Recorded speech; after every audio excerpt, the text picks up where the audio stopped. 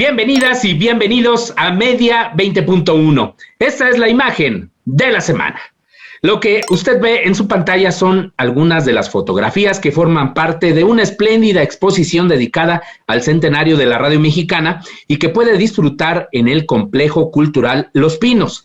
Las fotografías pertenecen al archivo fotográfico del ya desaparecido, usted lo recordará, periódico El Nacional, y es un archivo que hoy resguarda el Instituto Nacional de Estudios Históricos de las Revoluciones de México, institución que fue la responsable de la curaduría de esta exposición con el apoyo de Radio Educación y de Radio Francia Internacional.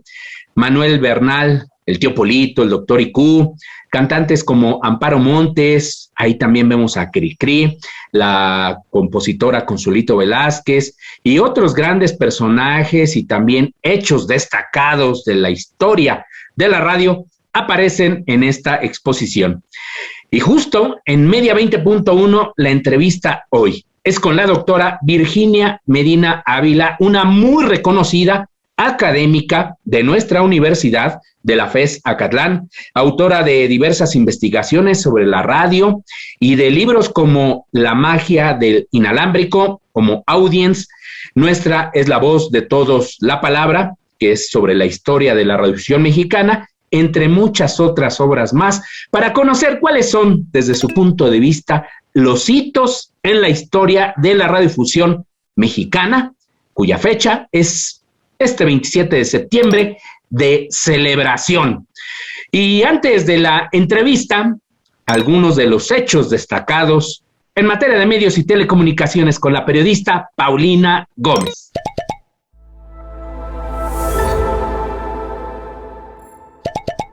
Países de la Comunidad de Estados Latinoamericanos y Caribeños CELAC firmaron en la Ciudad de México el convenio constitutivo de la Agenda Latinoamericana y Caribeña del Espacio ALCE. La agencia es un proyecto multilateral que busca coordinar las políticas y los proyectos a largo plazo. Parte del plan consiste en lanzar una constelación de nanosatélites para el monitoreo de los océanos, el cambio climático y la agricultura en 2022. La ALCE podría también impulsar la fabricación de satélites para la prestación de servicios de telecomunicaciones y de Internet. Al término de su sexto Congreso Internacional, que se llevó a cabo la semana pasada, la Organización Interamericana de Defensores y Defensoras de los Derechos de las Audiencias emitió una declaratoria en la que expone la situación de los derechos de las audiencias en la región.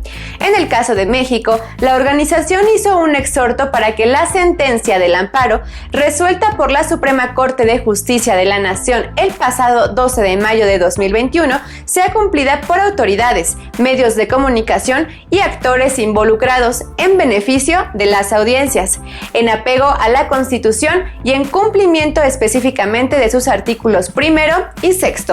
De no cumplirse, dijo, habrá un retroceso enorme en la garantía de estos derechos. La OIT también dio a conocer que eligió como presidenta a Yosetti Márquez, exdefensora de audiencias del Sistema de Medios Públicos, EBC de Brasil.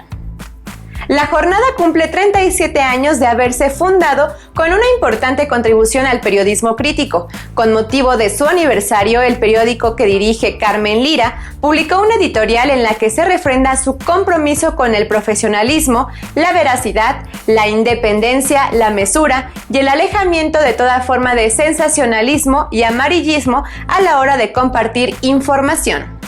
Igualmente destacaron el reto que representó la pandemia de la COVID-19, ya que esta contingencia ha impuesto el desafío de actualizar y renovar los paradigmas del trabajo periodístico para acudir de manera ininterrumpida a la cita con sus lectores en medio de la nueva normalidad. Doctora Virginia Medina Ávila, bienvenida a Media 20.1. Qué grato tenerte aquí, doctora, siendo sobre todo una muy distinguida profesora universitaria de nuestra muy querida UNAM. No, el gusto para mí es doble porque pues nos volvemos a ver justo en este tema que es nuestra pasión, ¿no? Es uno de nuestros temas preferidos y pues muchas gracias por la invitación. Al contrario, tú tienes una muy vasta obra yo creo, doctora, y no miento, de que eres la persona, la investigadora que más ha investigado sobre la historia de la radio en nuestro país. Antes de preguntarte algunos de los temas o de los hitos pues más importantes que han ocurrido con la radio en estos 100 años de historia en nuestro país, ¿tú crees que todavía debe generarse un debate sobre quiénes fueron los pioneros de la radio en México? Ubiquémonos que en septiembre de 1921 o nos ubicamos antes. Pues yo creo que tenemos que estar ubicados desde antes, desde la época experimental de la radio, ¿no? Hay muchos pioneros que hicieron posible la radioexperimentación. Ellos captaban las señales de muchas partes del mundo y claro, se animaron a experimentar desde antes, desde 1919 precisamente. Tenemos a estudiantes nuestros en Estados Unidos, pues estudiando precisamente el cómo se lograba emitir las señales. Y sí, tenemos que estar revisando, ¿no? Para repensar la radio de hoy, porque pues no debemos de negar que lo que tenemos ahora, la comunicación inalámbrica que tenemos ahora, pues tiene sus antecedentes en toda aquellos logros y hazañas de nuestros pioneros que bueno, podemos hasta mencionar en muchos nombres. Yo digo que son los apóstoles, ¿no? Los apóstoles de la radio en México, y que hicieron mucho inclusive ellos fueron los principales asesores técnicos que hicieron posible las primeras radiodifusoras en nuestro país, ¿no? Desde las primeras transmisiones en 1921, de que se tiene memoria, ¿no? Documental, hemerográfica, pues ya tenemos esas experiencias, pero vemos que en la Escuela de Ingenieros, en nuestro Palacio de Minería, ¿no? Donde se estudiaba ingeniería, pues están estos estudiantes también muy, muy entusiastas por esa magia, ¿no? Porque pues se preguntaban de dónde la voz, de dónde el sonido, ¿no? Yo invito a abstraernos para buscar estas imágenes de cuando no había nada de eso, ¿no? Y de repente aparece esta maravillosa tecnología que podemos oír voces, música, de dónde viene, ¿no? Se llamó la ventana ciega, teatro del aire, hamaca del aire, bueno, chimenea sin humo. ¿De dónde venía toda esa radiación de voz y música? Es algo maravilloso. Fascinante, ¿no? Fascinante que ubicarse en aquella época. Tenemos que remontar a los inicios, ¿no? Sí, entonces, pues bueno, lo ubicamos sobre todo por estos programas, ¿no? Afamados programas del 27 de septiembre de 1921, por eso andamos celebrando los 100 años, pero como bien lo dice la doctora Virginia Medina, en realidad comenzaron desde 1919 estas primeras transmisiones.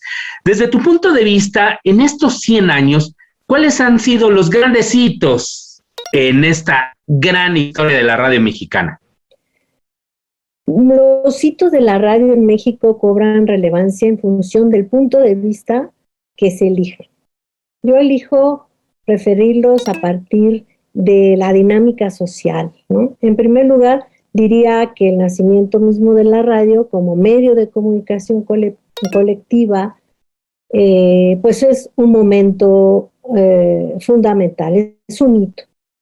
En México se da a partir de la reconstrucción del país, la revolución y los cambios políticos y sociales que trajo aparejada este movimiento, pues dejó secuelas y muchos problemas también, y el apuntalamiento de la economía era urgente. Entonces, en esos momentos, la radio va a contribuir a que se dé esa dinámica a partir de la promoción de bienes y servicios, ¿no? Además, a nivel cultural, la radio contribuye a crear pertenencia. Las canciones más populares, por ejemplo, van a ser el himno nacional y las mañanitas, ¿no? Con que se abría la transmisión y se saludaba también porque todo era por la noche, ¿no? A partir de las 7 de la noche, antes no había, al inicio no había estas emisiones diurnas. Entonces, vemos cómo irrumpió entonces la construcción de una pista sonora, el soundtrack de la vida cotidiana en concepto de nuestro buen amigo Fernando Mejía Barquera, irrumpe para acompañar la vida del mexicano.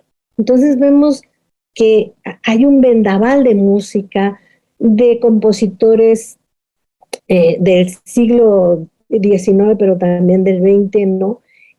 Manuel M. Ponce, Miguel Lerdo de Tejada, Alfonso Esparza Oteo, Carlos Chávez, Mario Talavera, Tata Nacho, pero también se oía a Beethoven, y se oía a Mozart, se oía a León Cavallo, se oía a Chopin, a Verdi, a Schumann, a Schubert, etcétera, ¿no? Todos esta música de estos grandísimos compositores, pues colman el cuadrante primigenio de la radio.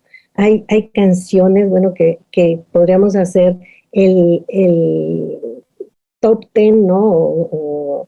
De la época, o más de 10, estaba Estrellita, La Chaparrita, Ojos de Juventud, La Borrachita, El Faisán, Un Viejo Amor, Perjura, Peregrina, etcétera.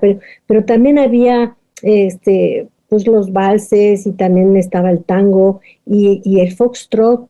Había una canción que se llama Yes, We Have No Bananas Today, y pues era muy popular, ¿no?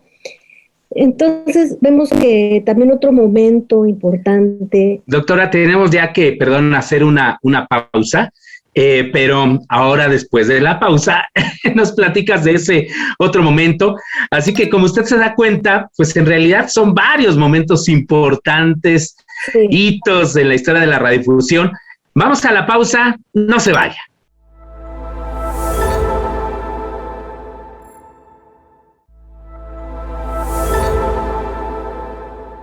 Un saludo a todas las audiencias en México, al maestro Gabriel Sosa Plata, por supuesto.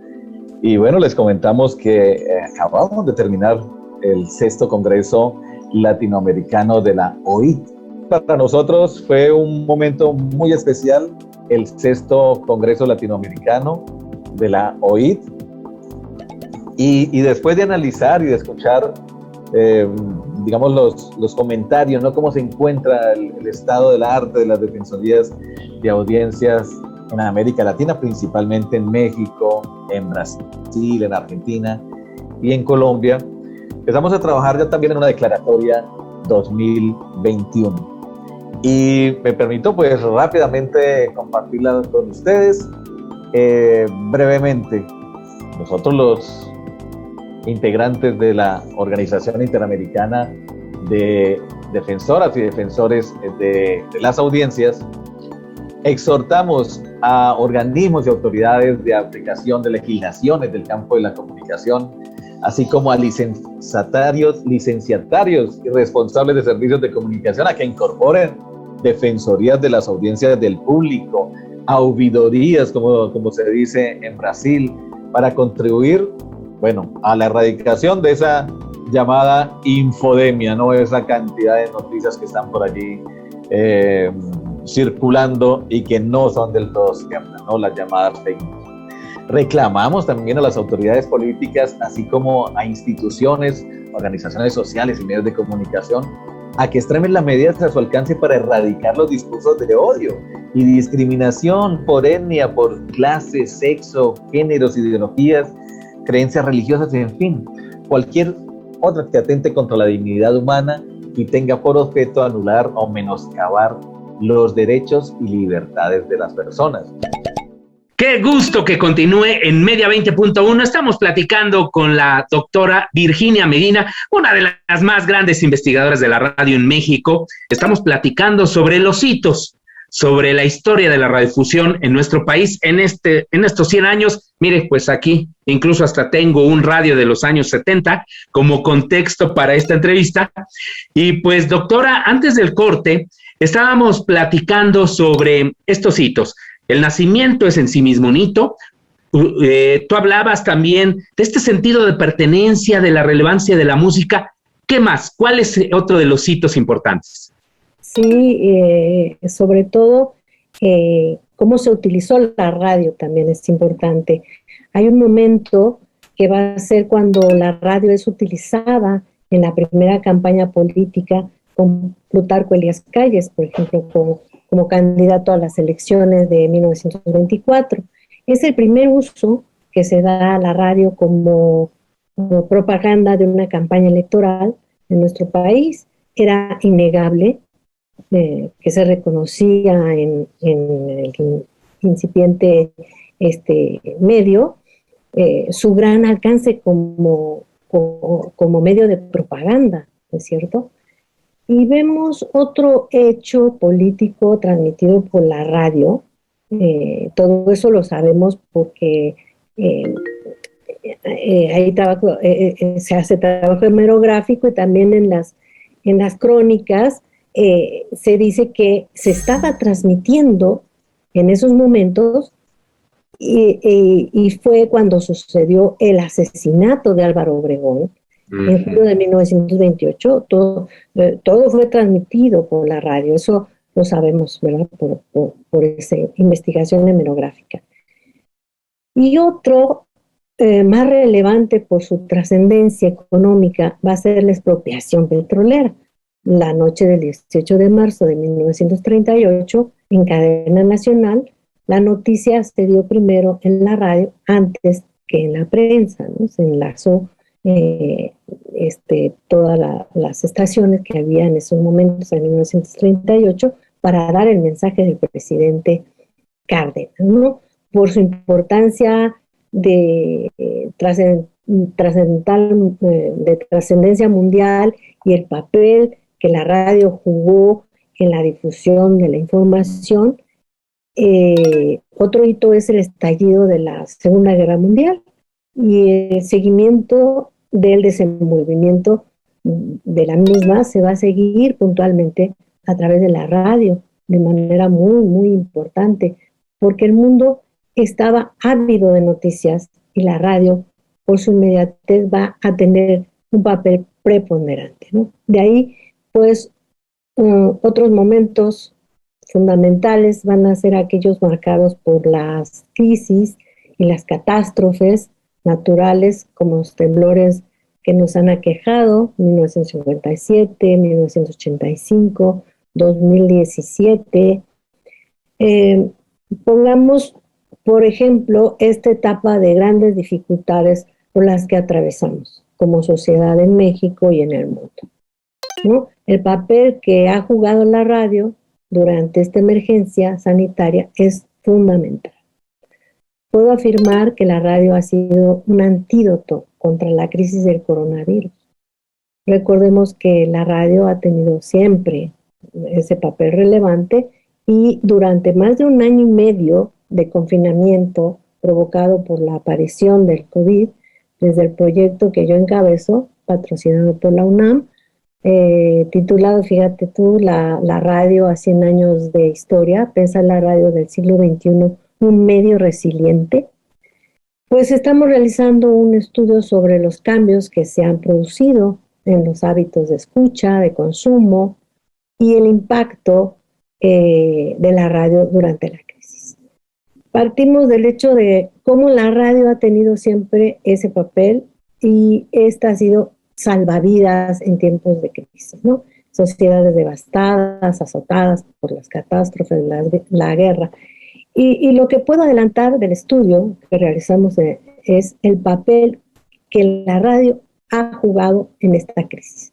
Observamos cambios profundos en los hábitos de escucha, de consumo y especialmente un importante impacto psicológico de la radio. El COVID-19 provoca gran interés, pero también tristeza, pero también provoca miedo.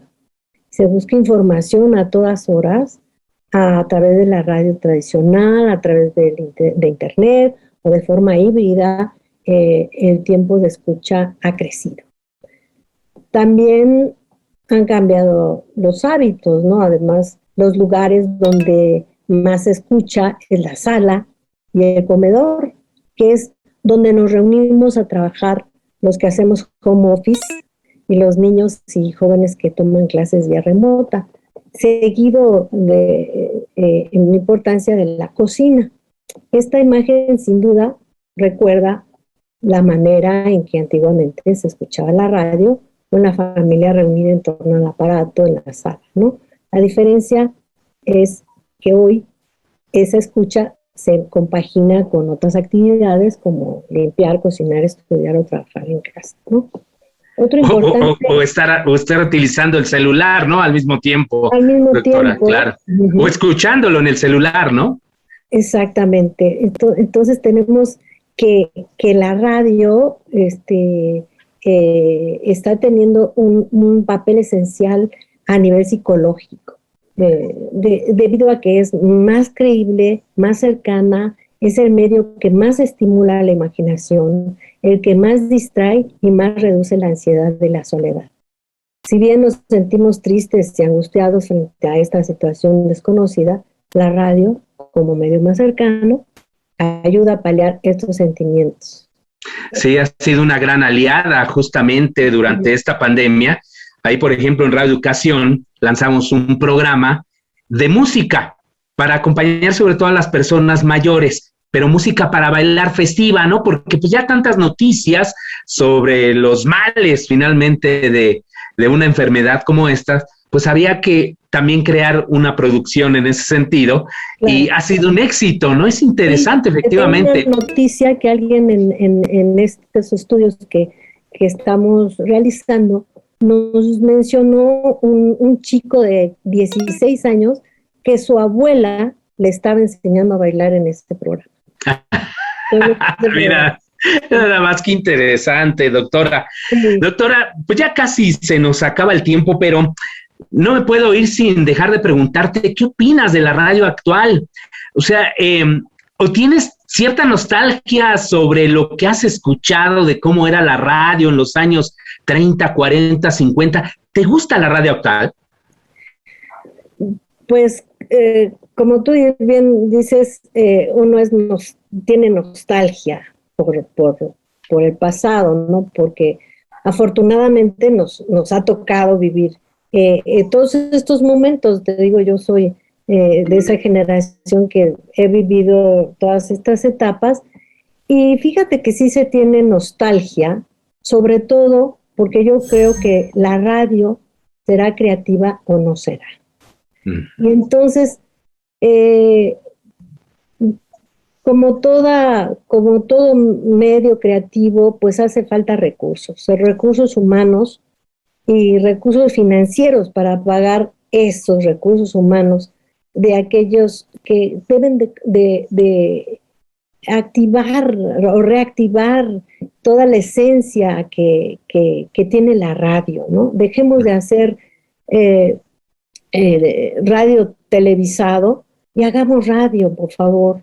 Pero pues ahí se tendría que tener muchos recursos para hacer los programas de radio. ¿Y por qué no apostar también por crear nueva audiencia? Apostar por crear audiencia de los niños. Imagínate que los niños serían, amantes de la radio toda su vida si contaran con un medio que le tenga algo que contar, un cuento, una narración, la historia de México si quieres, pero en capítulos amenos, con un lenguaje propio de la radio, ¿no? Como cuando tuvimos Radio RIN, ¿no, doctora? Cuando tuvimos Radio RIN, exactamente, y nos hace evocar pues muchas piezas tan maravillosas como de puntitas, por ejemplo. Claro, que fue un programa icónico que se sigue, por cierto, descargando muchísimo. Donde los niños se conectan, ¿no? Como se sigue transmitiendo, y es un deleite. ¿Por qué no apostamos? Está bien que todo el mundo quiere ganar dinero de manera inmediata, pero si no crean audiencia, pues exacto, van a dejar de ganar, y entonces apostar a invertir en talento es lo que hacen, es lo que hace falta. Bueno, pues allí está también la recomendación que nos hace nuestra querida y admirada doctora Virginia Medina. Muchísimas gracias por acompañarnos en este programa. Muchas gracias por la invitación. Y muchísimas gracias a usted. Hasta la próxima semana.